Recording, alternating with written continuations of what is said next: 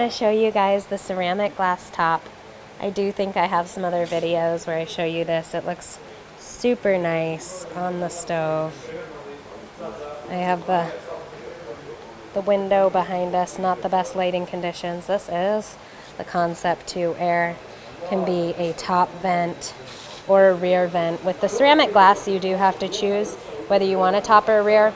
So like this doesn't have any outlet. Once that hole is cut for the outlet, there's not going to be any kind of plug for the ceramic glass. So just kind of keep that in mind. I think it looks super slick. Here I'm going to show you the cooktop differences.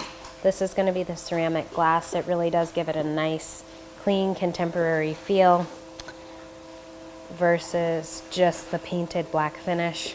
Ceramic glass upcharge is can change by the year. I would say approximately $300 to $500 just because these videos are on the market for quite some time. You do have to choose top or rear vent, left or right hand flue at time of order.